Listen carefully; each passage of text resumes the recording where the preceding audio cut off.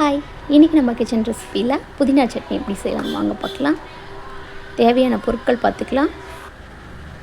ஒரு கைப்பிடி பூண்டு, ஒரு நெல்லிக்காய் சைஸில் புளி, அரை ஸ்பூன் ஜீரகம், அரை ஸ்பூன் மிளகு, ஒரு ஸ்பூன் கடலைப்பருப்பு, 1/4 ஸ்பூன் வெந்தயம், ஒரு ஸ்பூன் உளுத்தம்பருப்பு, ஒரு 6 காஞ்ச மிளகாய், 3 பச்சை மிளகாய், 2 கொத்து கருவேப்பிலை, ஒரு கப்பு புதினா எல்லாத்தையும் சேர்த்து வதக்கி எடுத்துக்கலாம். 2 ஸ்பூன் ஆயிலில்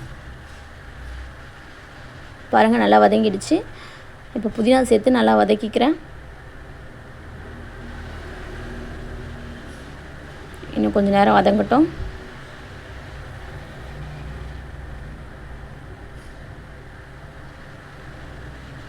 நல்லா வதங்கிடுச்சு. ஆறினோன்னா மிக்ஸி ஜாரில் மாற்றிக்கிறேன். தேவையான அளவு உப்பு சேர்த்துக்கலாம்.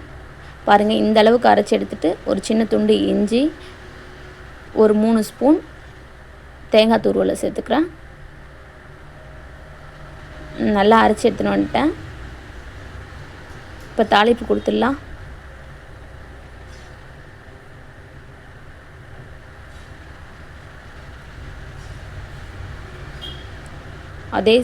அதே பேனில் நான் 2 ஸ்பூன் ஆயில் விட்டுருக்கேன். கடுகு சேர்த்துக்கிறேன், அரை ஸ்பூன்.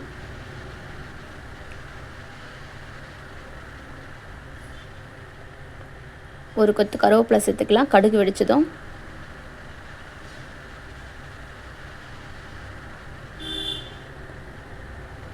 கருவேப்பிலை சேர்த்து நல்லா வதக்கிட்டு இந்த சட்னியில் எடுத்து ஊற்றிக்கலாம். சட்னி ரெடி ஆகிடுச்சு. பாருங்கள், இது மாதிரி சட்னி செஞ்சு கொடுத்து பாருங்கள், ரொம்ப ரொம்ப நல்லாயிருக்கும். இந்த வீடியோ உங்களுக்கு பிடிச்சிருந்தால் லைக் பண்ணுங்கள், ஷேர் பண்ணுங்கள், சப்ஸ்கிரைப் பண்ணிக்கோங்க. Thank you for viewers.